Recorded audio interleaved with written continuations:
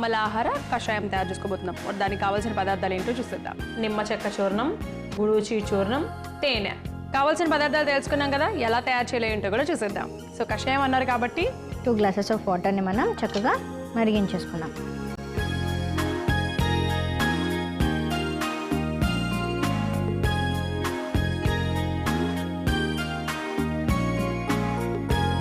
Glass, అలాగే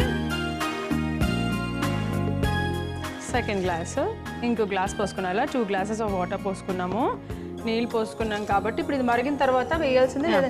మరిగిన కొంచెం వేడిగా అవ్వగానే మనం జాయిండీస్ వచ్చిన వాళ్ళకే, జాయిండీస్ వచ్చి తగ్గిన తర్వాత లేకపోతే వచ్చిన వెంటనే ఇది స్టార్ట్ చేయాలంటారా? సో ఇది ఎప్పుడు స్టార్ట్ చేయాలంటే జాండీస్ ట్రీట్మెంట్ అవుతున్నప్పుడు కానీ, లేకపోతే అంటే ఫీవర్ అధికంగా ఉండి జాండీస్ దగ్గరికి వెళ్ళినప్పుడు మనకి తెలిసిపోతుంది కదా, యూరిన్ అంతా కూడా ఎల్లో కలర్గా రావడము, చర్మం అంతా కూడా yellowish కలర్గా వచ్చినప్పుడు, అలానే మోషన్ కూడా చాలా ఎల్లో కలర్గా రావడం, లేకపోతే కలర్లెస్గా రావడం, ఇలాంటి లక్షణాలన్నీ మనం కనిపించినప్పుడు ట్రీట్మెంట్ ఎలాగైనా స్టార్ట్ చేస్తాం కదా.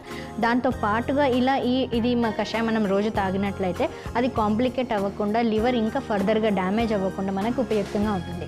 సో అలానే ఎవరైతే లివర్ సిరోసిస్ కానీ, అంటే లివర్కి సంబంధించిన ఏవైతే వ్యాధులు ఉంటాయో, అధికంగా మద్యపానం సేవించిన వాళ్ళకి కూడా లివర్ డ్యామేజ్ చాలా వరకు జరిగిపోతుంది కదా.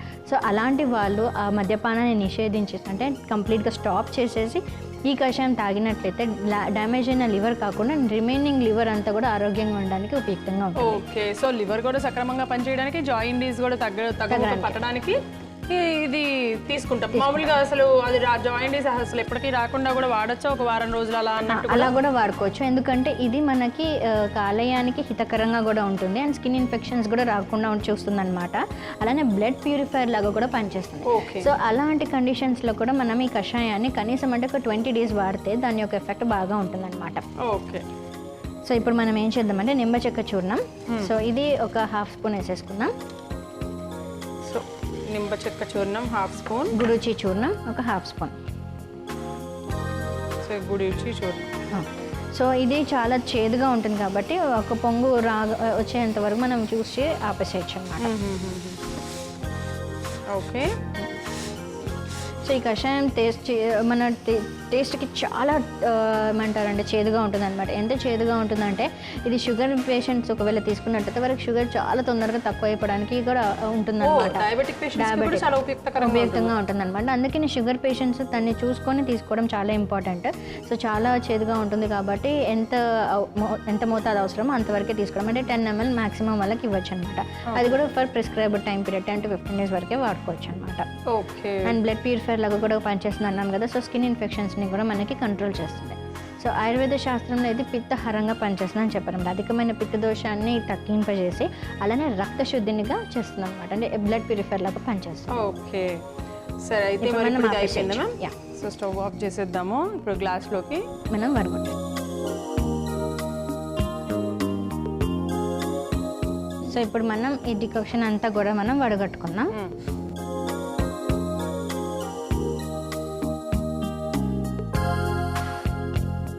ఇది మ్యాక్సిమం అంటే మనం 20 ml వరకు రోజు కూడా తీసుకోవచ్చు. అలా కనీసం అంటే 20 to 40 days వాడాలి. ఎవరైతే ఎక్కువగా మద్యపానం సేవించి లివర్ కంప్లీట్గా డ్యామేజ్ అవ్వడానికి వచ్చినప్పుడు మనం ఫస్ట్ మద్యపానం స్టాప్ చేసేసాలండి. స్టాప్ చేశాక అప్పుడు మనం ఔషధం తీసుకున్నట్లయితే దాని యొక్క ప్రభావం బాగుంటుంది. అలానే మద్యపానం సేవిస్తూ తీసుకుంటే మెడిసిన్ ఏమాత్రం కూడా పనిచేయదనమాట. అండ్ ఎందుకు మనం లివర్ గురించి ఎంత బాగా చెప్తున్నాము అంటే, లివర్ ఒకసారి డ్యామేజ్ అయిందంటే మన బాడీ యొక్క మెయిన్ ఫంక్షనింగ్ ఆర్గన్ అదనమాట. సో ఇది పవర్ హౌస్ లాగా కూడా చెప్తారనమాట. సో మిగతా ఆర్గన్స్ కొంచెం ఫంక్షనింగ్ ప్రాబ్లం ఏదైనా ఉన్నా కానీ లివర్ అది స్టోర్ హౌస్ లాగా ఉంటుంది అనమాట, అంటే బ్యాక్ సపోర్ట్ ఇస్తుంది. ఒకవేళ లివర్ బాగా డ్యామేజ్ అయిందంటే మిగతా అవయవాలన్నీ పనితీరు కూడా చాలా వరకు దెబ్బతింటుంది. అందుకనే మనం లివర్ని కాపాడుకోవడం చాలా ఇంపార్టెంట్. ఓకే, అండ్ ఒకసారి లివర్ డ్యామేజ్ అయిందంటే సగం పార్ట్ లివర్ డ్యామేజ్ అయినా కానీ మిగతా పార్ట్ ఆరోగ్యంగా ఉండడానికి అది సెల్ఫ్ రీజనరేటివ్ కెపాసిటీ ఉంటుందన్నమాట. సో దానంతట అదే రికవర్ అయిపోతుంది. సో దానికి మనం అనుగుణంగా మనం ఔషధం కానీ లేకపోతే ఇలా ఆహారంలో చేంజెస్ చేస్తే మాత్రం చాలా బెనిఫిట్గా ఉంటుంది. ఓకే, సో ఇప్పుడు మనం ఏం చేద్దామంటే ఇది కొంతవరకు చల్లారింది కాబట్టి ఇప్పుడు ఒక టీ స్పూన్ తేనెని తీసుకొని దీనిలో కలిపేద్దాం.